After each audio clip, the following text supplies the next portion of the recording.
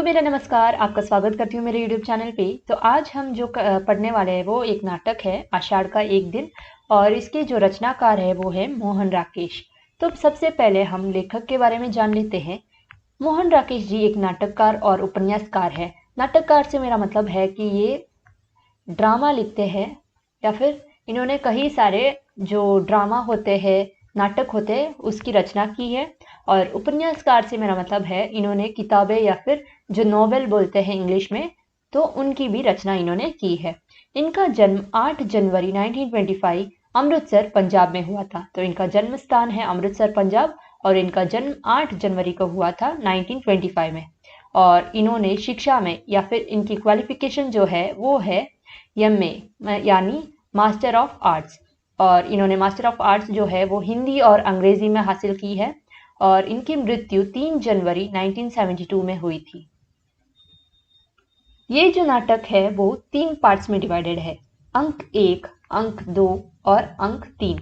तो ये तीनों अंक जो है वो महत्वपूर्ण है। अभी सबसे पहले हम अंक 1 पे ध्यान देंगे और इसमें जो पात्र है उनको जान लेते हैं और इनके नाम भी समझ लेते हैं। सबसे पहले आती है मल्लिका, इसके बाद में अंबिका, कालिदास, दंतुल, मातुल, निक्षेप और विलोम। ये जो है पात्र वो हमारे अंक 1 में दिखाई देते हैं। मल्लिका जो है वो अंबिका की पुत्री है और अंबिका मल्लिका की माँ है। कालिदास जो है वो इस पाठ के नायक है। मल्लिका जो है वो नायिका है। तो जो कालिदास है वो मल्लिका से प्रेम करते हैं और मल्लिका कालिदास से प्रेम करती है। और दंतुल जो है वो एक राजपुरुष है। मातुल जो है वो कालिदास के मामा लगते हैं, या फिर हम बोल सकते हैं कि इन्होंने ही कालिदास को पाल पोस के बड़ा किया है। अभी निक्षेप जो है वो भी मातुल से ही जुड़ा हुआ है। आगे हम पाठ में जब समझने की कोशिश करेंगे तब इनके बारे में भी हम जानेंगे। विलोम जो है वो मल्लिका का शुभ चिंतक है और कालिदास का शत्रु रूपी मित्र है। तो ये तो बात हो गई हमारे अंक 1 के कैरेक्टर्स के बारे में, पात्र के बारे में। जैसे जैसे हम आगे बढ़ेंगे वैसे वैसे अंक 2 और अंक 3 में नए नए कैरेक्टर्स आएंगे, और जैसे हम नाटक को पढ़ते जाएंगे वैसे ही मैं आपको उनका भी इंट्रोडक्शन करवाऊंगी और समझाऊंगी कि वो कौन है और वहाँ पे क्या कर रहे हैं। तो चलिए सबसे पहले अभी हम अंक 1 का सार जान लेते हैं। यहाँ पे मैं आपको समरी बताने वाली हूँ और यहाँ पे मैंने पॉइंट्स बनाए हैं ताकि जब मैं आपको समझाऊँ तब आपको इन पॉइंट्स पर ध्यान रखना है ताकि समझने में आसानी हो जाए। तो क्योंकि मैं यहाँ पे आपको एक स्टोरी के रूप में समरी बताने जा रही हूँ, तो आपसे रिक्वेस्ट करूंगी कि अगर आपके पास टेक्स्ट बुक है तो उसके थ्रू गो थ्रू कीजिएगा ताकि आपको स्पष्ट हो जाए कि कब क्या बोला गया था और कब क्या हुआ था। यहाँ पे तो आपको समझ आएगा ही, पर ये वीडियो देखने के बाद अगर आप टेक्स्ट बुक पढ़ोगे ना तो मतलब पूरा अपने आप ही आपके दिमाग में छप जाएगा। तो इसलिए मैं आपको रिक्वेस्ट करूंगी कि अगर आप ये वीडियो देख रहे हो तो सिर्फ इस पर ही डिपेंड मत करना, अपने टेक्स्ट बुक को भी पढ़ लेना ताकि आपको इजी हो जाए समझने में। यहाँ पे सिर्फ एक समरी बताऊंगी, मतलब कहानी के रूप में मैं बताने जा रही हूँ कि क्या हुआ था। अगर आप नाटक को पढ़ोगे तो आपको और अच्छे से समझ में आएगा। तो चलिए शुरू करते हैं। सबसे पहले आषाढ़ का एक दिन। आषाढ़ का एक दिन का मतलब होता है कि बारिश के महीने का एक दिन। तो जब बारिश होती है उस बारिश के महीने को पुराने जमाने में आषाढ़ का महीना बोलते थे। तो आषाढ़ का एक दिन मतलब बारिश के उस महीने का एक दिन। तो तब क्या हुआ था, जो हमारी नायिका है मल्लिका, वो बारिश में भीग कर घर आती है।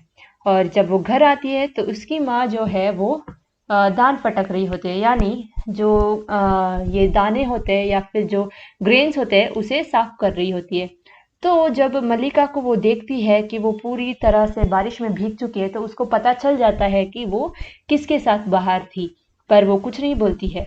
और इसी तरह जब मल्लिका उसके पास आती है, उससे बात करने की कोशिश करती है, तो वो उसको मतलब इग्नोर करती है या फिर उससे बात नहीं करती है। जैसे कि जो मल्लिका है वो बारिश के ख्यालों में ही अभी तक खोई हुई है, तो वो वहाँ से बाहर नहीं निकली और उसको इसका ध्यान नहीं रहता है कि उसकी माँ उससे गुस्सा हुई है। और फिर वो अपने माँ के पास जाती है और प्रकृति के सौंदर्य के बारे में बताने की कोशिश करती है कि उसने जो ऐसा अनुभव है वो पहले कभी नहीं किया। इसका जो एक्सपीरियंस था आज के दिन वो इससे पहले कभी नहीं रहा है, इसके बारे में बताती है। तो उसकी माँ मतलब अपना गुस्सा दिखाने के लिए बोलती है कि मैंने दूध गर्म करके रखा है, उसमें शक्कर मिला के पी लो। तब जाके मल्लिका को पता चलता है कि हाँ, उसकी माँ जो है उस पर गुस्सा है। तो इस पर जो है वो अंबिका को मनाने की कोशिश करती है और समझाती है कि जैसे गाँव वाले बोलते हैं कालिदास के बारे में, वो वैसा नहीं है और वो काफ़ी अच्छा इंसान है। तो इस पर जो अंबिका है वो बोलती है कि तुम्हारे कपड़े जो है वो भीग गए हैं, तुम जाके अपने कपड़े बदल लो। फिर मल्लिका इस पे कुछ नहीं बोलती है और अपने कपड़े बदल के बाहर आती है। तभी उनको घोड़ों के टापों की आवाज़ सुनाई देती है। तब वो खिड़की से जब झाँक के देखती है तो अपनी माँ से पूछती है कि ये कैसे आवाज़ है और ये मतलब यहाँ पे क्यों आए? तो फिर अंबिका बोलती है कि ऐसी आकृतियाँ जो है वो जब भी आती है तो कुछ ना कुछ दुर्घटना घट ही जाती है, यानी कुछ ना कुछ बुरा होता है जब भी मतलब इनको यहाँ पे देखा जाता है। तो मैं बता दूं कि यहाँ पे जो राजाओं की सेना है वो सवार होके जा रही थी, और अंबिका बोलती है कि कि जब भी इनको देखा जाता है तो कुछ ना कुछ गड़बड़ या फिर कुछ ना कुछ बुरा ही होता है। तो यानी उसको शंका है कि इस बार भी जब ये आकृतियां दिखी है, यानी राज दरबार के जो कर्मचारी घोड़ों पे सवार होके आए हैं, तो इस बार भी कुछ ना कुछ, चाहे वो युद्ध हो जाए, महामारी हो जाए या फिर कुछ ना कुछ गलत जरूर होने वाला है। तभी मतलब ये जब चली जाती है तो अंबिका जो है वो मल्लिका से बात करती है कि उसने अग्निमित्र को उसके रिश्ते के बारे में, मल्लिका के रिश्ते के बारे में सूचना लाने के लिए भेजा था। तो इस पर मल्लिका जो है वो नाराज हो जाती है और मतलब बोलती है कि मल्लिका के जीवन पर किसी और का अधिकार नहीं है, वो उसकी खुद की संपत्ति है। यानी जो उसके जीवन का फैसला है वो किसी और को लेने की कोई जरूरत नहीं है। तब इस पर जो अंबिका है वो मतलब उदास हो जाती है और बताती है कि हाँ, तुमने सही बोला, मेरा भी कोई हक नहीं है। तो इस पर मल्लिका बोलती है कि मैंने आपको नहीं बोला माँ, आप गलत समझ रही हो। और फिर अंबिका बताती है मल्लिका को कि जो समाचार है वो भी मतलब नेगेटिव ही आए हैं कि जो लड़के वाले हैं उन्होंने शादी करने से इनकार कर दिया है, यानी वो ये रिश्ता नहीं रखना चाहते हैं। क्यों? क्योंकि मतलब गांव भर में मल्लिका और कालिदास के बारे में चर्चा हो रही थी कि मतलब मल्लिका को कालिदास की प्रेमिका के नाम से मतलब वहां पे मतलब जाना जाता था। तो इस कारण उसके चरित्र के बारे में उन्होंने मतलब नेगेटिव पॉइंट्स में बताया। तो फिर इस पर मल्लिका को गुस्सा आ जाता है और वो बोलती है कि मैंने बोला था ना माँ आपको कि मुझे शादी नहीं करनी है, फिर भी आप मतलब ऐसे सब क्यों करते हो? तो ये जो अंबिका है वो बताती है कि गांव गांव भर में मतलब बात होती है तुम्हारे और कालिदास के बारे में। इससे मतलब लोक अपवाद से बचने के लिए ही मैं मतलब तुम्हारी शादी जो है वो अच्छे घर में करना चाहती हूँ। तो इस पर जो मल्लिका है वो गुस्सा हो जाती है। तभी मतलब बाहर से ये जो कालिदास है वो हरिण शावक शावक से ये मतलब है कि एक दीर जो है उसका बच्चा, ठीक है, तो उसको लेकर घर आता है। किसके घर? अंबिका और मल्लिका के घर आता है।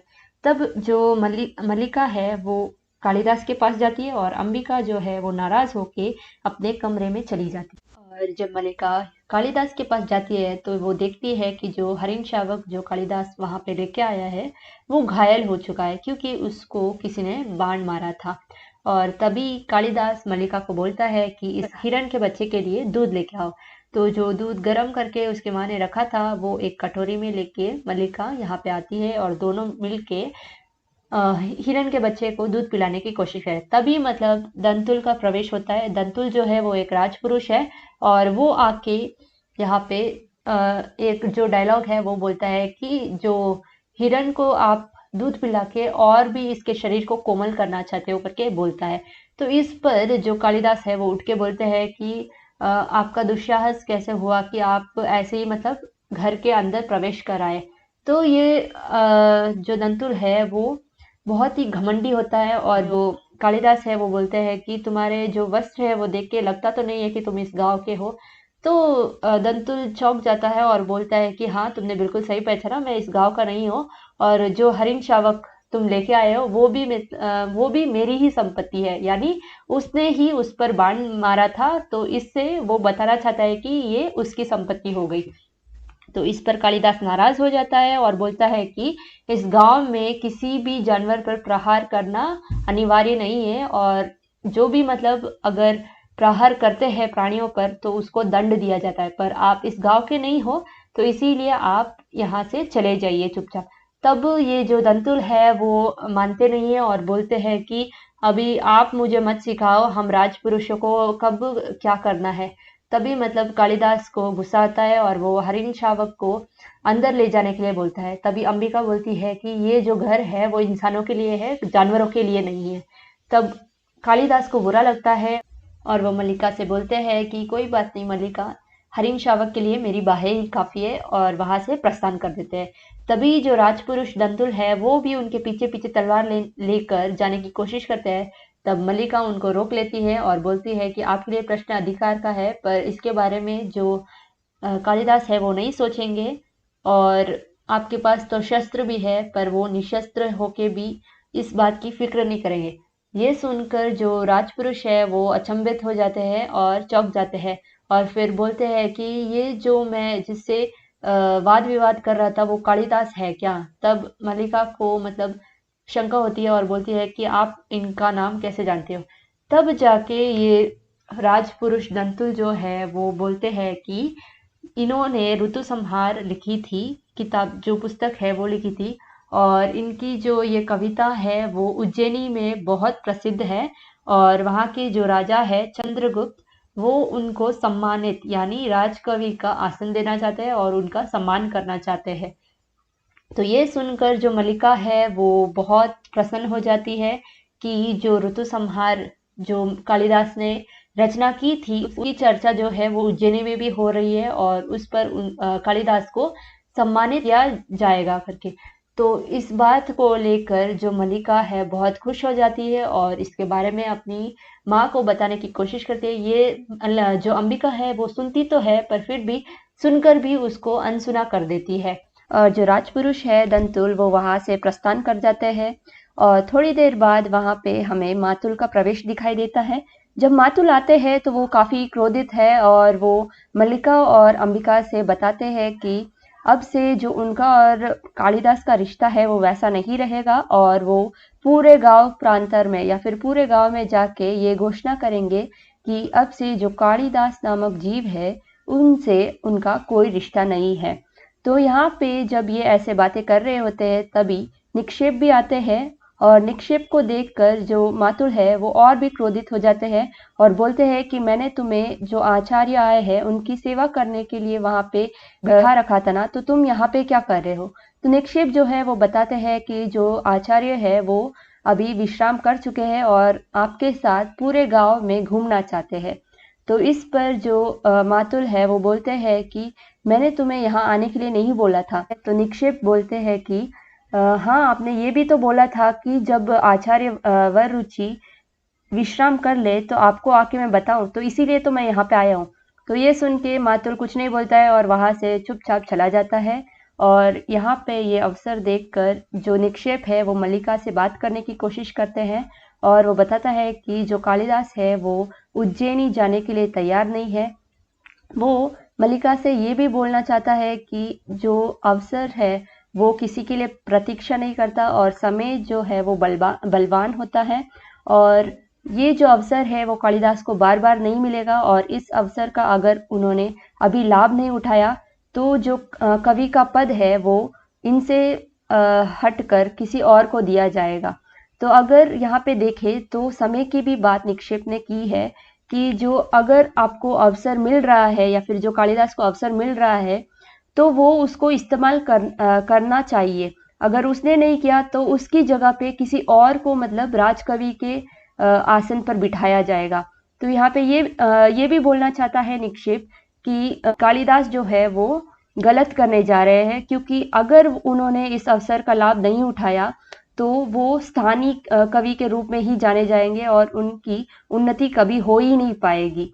तो ये सुनकर मल्लिका जो है वो उनके साथ जाना चाहती थी, पर इसे देखते हुए जो अंबिका है वो क्रोधित हो जाती है और अंबिका को बोलती है कि तुम कहीं नहीं जाओगी, ये क्या मुझे पराये इंसान के सामने तुम्हें कहना पड़ेगा।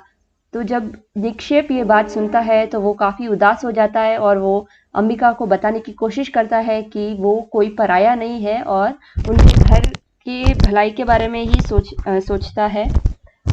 पर जो अंबिका है वो तब गुस्से में थी, तो इसके बारे में वो कोई बात नहीं करना चाहती थी और मल्लिका को वो बाहर जाने नहीं देना चाहती थी। पर जो निक्षेप है वो बार बार मल्लिका से मतलब ये बात करने की कोशिश करना चाहता था कि अगर तुम उसको नहीं मनाओगी तो वो उज्जैनी नहीं जाएगा। तो ये सोच कर, क्योंकि मल्लिका कालिदास का विकास चाहती थी, तो अपनी माँ से मतलब हाथ छुड़ा के वो निक्षेप के साथ जगदम्बा मंदिर में चली जाती है और वहां जाकर कालिदास को मनाने की कोशिश करती है। तो जब वो जगदम्बा मंदिर में जाती है तो कालिदास से मिलती है, तो कालिदास जो है वो उसका मन नहीं होता है जाने के लिए, क्योंकि उसके सामने भी एक प्रश्न होता है और वो प्रश्न होते हैं मल्लिका, यानी मल्लिका को छोड़ के, इस गांव को छोड़ के वो अगर वहां गया भी तो मतलब वहां कैसे रह पाएगा। तो इस पर जो मल्लिका है वो बोलती है कि मैं और ये जो गांव का प्रांतर है यानी जो एनवायरनमेंट है वो तुमसे दूर नहीं रहेंगे, सिर्फ तुम एक नए जो एनवायरनमेंट है, जो वातावरण है उसमें जा रहे हो और वहां पे तुम्हारी जो कविता है वो और भी इम्प्रूव होगी। और अगर तुम जाओगे तो यहाँ के जो लोग तुम्हें नहीं समझ पाए वो वहां पे तुम्हें जो पुरस्कार मिलेगा, जो स्थान मिलेगा, उससे तुम्हारा जो है वो बहुत ही इम्प्रूवमेंट होने वाला है। तो तब जाके मतलब कालिदास जो है वो फिर से पूछता है मल्लिका को कि क्या तुम चाहती हो क्या कि मैं यहाँ से चला जाऊं। तो मल्लिका के आंखों में थोड़े से आंसू आते हैं, फिर भी वो बोलती है कि ये जो है वो खुशी के आंसू है और मैं अभी भी बताने जा रही हूँ कि तुम यहाँ से जाओ, क्योंकि जो तुम्हारा स्थान है वो यहाँ पे कोई नहीं जान पाएगा और यहाँ पे तुम एक साधारण व्यक्ति के रूप में ही जाने जाओगे, पर वहां पे अगर तुम जाओगे तो वहां पे तुम्हारी जो ये प्रतिभा है वो सभी जान पाएंगे और उससे तुम्हारा जो जीवन है वो भी सरल होता जाएगा और अच्छे स्थान पर तुम्हें राजकवि के आसन पर बिठाया जाएगा। तो इस सब बातों से मतलब जो कालिदास है वो फिर मान जाते हैं और जाने के लिए तैयार हो जाते हैं। और यहाँ पे जब हम देखते हैं जो अंबिका होती है अपने बेटी के जीवन को लेकर बहुत परेशान होती है और उसके मन में भी बहुत सारे प्रश्न उठते रहते हैं और जब वो रोती ही रहती है तभी विलोम का जो है वहां पे प्रवेश होता है। यहाँ अंबिका अंधेरे में बैठी रहती है और उसकी जो आवाज मतलब रोने की आवाज है वो बाहर तक जा रही होती है। विलोम जो है अपने हाथ में जो लैटन होता है यानी जो लकड़ी से मतलब आग जलती है वो लेकर घर में प्रवेश करता है और बोलता है कि मैं क्या दिए जला दूं। तो एक एक करके जब वो दिए जलाता है, यहाँ पे जो अंबिका है वो विलोम से भी नहीं बात करना चाहती थी और वो बार बार उसको वहां से जाने के लिए बोलती है, पर फिर भी विलोम नहीं मानता है और वो मतलब अंबिका के शुभ चिंतक होने का दावा करता है और बोलता है कि तुम्हें भी पता है कि गांव भर में क्या बातें हो रही है और अभी तो जो कालिदास है उसको राजकवि का आसन मिलने वाला है, तो क्या तुम नहीं चाहती कि जो मल्लिका और कालिदास है उनका विवाह हो जाए। यहाँ पे जो विलोम है वो अंबिका से प्रश्न करता है कि क्या तुम्हें जो मल्लिका का जीवन है उसके बारे में फिक्र नहीं है, क्या तुम नहीं चाहती हो कि मल्लिका का जीवन आगे जाके सुखमय हो या फिर उसके जीवन में कोई परेशानी ना आए। पर इस पर जो अंबिका है वो कोई बात नहीं करना चाहती थी। तभी मल्लिका और कालिदास का प्रवेश होता है और विलोम को घर पर देखकर जो मल्लिका है वो बहुत गुस्सा हो जाती है और उसको वहां से जाने के लिए बोलती है। वो बोलती है कि मुझे नहीं पता था कि तुम एक अनचाहे अतिथि के रूप में यहाँ पे घर में आ जाओगे, और क्योंकि वो उससे घृणा करती है तो वहां से उस विलोम को जाने के लिए बोल देती है। पर फिर भी विलोम इस पर कुछ नहीं कहता और वो कालिदास से स्पष्ट रूप से प्रश्न करता है कि सुना है कि उसका जो कालिदास का है राज सम्मान होने वाला है और उसको कवि का आसन मिलने वाला है। तो इस पर कालिदास जो है वो वापस विलोम को बोलता है कि क्या तुम इससे खुश नहीं हो। तो विलोम बोलता है कि मैं खुश तो बहुत हूँ, पर मेरा एक प्रश्न है कि वहां पे जाकर कहीं तुम यहाँ का वातावरण ना भूल जाओ, क्योंकि वहां की रंगशालाएं और वहां का जो वातावरण है कहीं तुम्हें लुभा ना जाए, मतलब कहीं तुम्हें अच्छा ना लग जाए कि उस ख्यालों में यहाँ का जो वातावरण है उसको भूल ही जाओ। और वो ये भी स्पष्ट रूप से एक प्रश्न करता है कि क्या तुम मल्लिका को अपने साथ लेके जाओगे। तो इस पर जो मल्लिका है वो भड़क जाती है और बोलती है कि तुम्हें ये जो प्रश्न है ये पूछने का कोई अधिकार नहीं है और कालिदास भी इस प्रश्न का उत्तर देने के लिए बाध्य नहीं है, यानी कालिदास भी इस प्रश्न का कोई उत्तर नहीं देगा। तो फिर विलोम जो है वो कुछ नहीं बोलता है और वहां से चला जाता है। और विलोम के प्रस्थान करने के बाद यहाँ पे कालिदास फिर से मल्लिका से प्रश्न करता है कि क्या तुम सच्ची चाहती हो कि मैं यहाँ से चला जाऊं। तो मल्लिका इस पर बोलती है कि मैं तुम्हें रोकना नहीं चाहती हूँ और तुम अगर वहां पे जाओगे तो तुम्हारी जो है वो उन्नति होगी और मैं यही शुभकामना देकर तुम्हें यहाँ से विदा करना चाहती हूँ।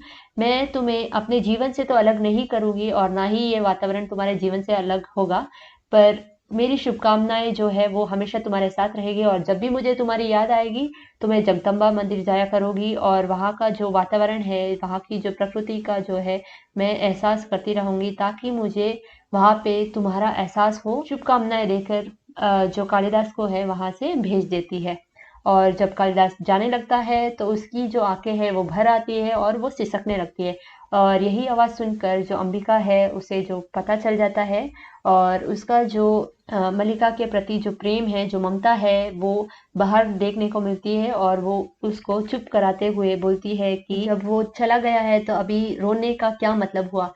तो मतलब ये जो मल्लिका है वो बोलती है कि माँ ये दुख के आंसू नहीं है, ये खुशी के आंसू है और जो कालिदास है वो बहुत कामयाब होगा, तुम देखना माँ। तो यहाँ पे ऐसे करके हमारा जो अंक 1 है वो खत्म होता है और मैं आशा करती हूँ कि इस पाठ का जो पूरा सार है वो मैं आपको समझा पाई हूँ और आपको समझ आया हो। अभी हमने इस अंक 1 के सार के बारे में तो जान लिया है, अभी थोड़े से कुछ इंपॉर्टेंट क्वेश्चन आंसर्स भी मैं उठा लेती हूँ ताकि आपको जो ये समरी है वो और भी अच्छे से समझ आ जाए और अगर आप कहीं अगर बीच में खो गए या फिर कहीं आपने सुना नहीं तो इन क्वेश्चन आंसर्स के मदद से आपको थोड़ा बहुत क्लैरिटी फिर से मिल जाएगा। तो शुरू करते हैं। सबसे पहला प्रश्न, आषाढ़ का एक दिन नाटक के लेखक कौन है या फिर जो रचनाकार है वो कौन है। तो सबसे पहले मैंने बताया था मोहन राकेश जी जो है वो इस नाटक के रचनाकार है। आषाढ़ का एक दिन नाटक की नायिका सॉरी, यहाँ पे जो स्पेलिंग एरर हुआ है। तो प्रश्न ये है कि आषाढ़ का एक दिन नाटक की नायिका कौन है। तो हमें पता ही है जो हीरोइन है वो है मल्लिका। आषाढ़ का एक दिन नाटक का नायक कौन है, जो हीरो है वो है कालिदास। मल्लिका के माता का नाम क्या है, जो मल्लिका की माँ है वो है अंबिका। तो अंबिका की पुत्री कौन है, अंबिका की पुत्री जो है वो है मल्लिका। कालिदास अपने साथ किसको ले आया। तो हमें पता ही है जब कालिदास आया तो उसके साथ कौन आया, उसके पास जो है हरिण शावक का बच्चा था, यानी हिरण का बच्चा है वो उसको साथ लेके आया था। दंतुल कौन है, दंतुल जो है वो उज्जैनी का राजपुरुष है। कालिदास के किस रचना पर उसे राजकवि का सम्मान मिलने वाला था। तो उन्होंने जो ऋतु संहार एक जो कविता है उसकी जो रचना की थी उसी पर उनको राजकवि का आसन मिलने वाला था। कालिदास को उज्जैन ले जाने के लिए कौन आए थे, इसका जो उत्तर है वो है आचार्य। वहां पे उनको लेने के लिए तो राजपुरुष आए थे पर उससे भी जो ऊपर दर्जे वाले हैं वो है आचार्य वररुचि। तो आचार्य वररुचि कालिदास को उज्जैनी लेने के लिए आए थे। कालिदास को मनाने के लिए मल्लिका कहाँ जाती है, तो वो कहाँ जाती है, जगदम्बा मंदिर में जाती है। थोड़े और जो प्रश्न है वो भी देख लेते हैं।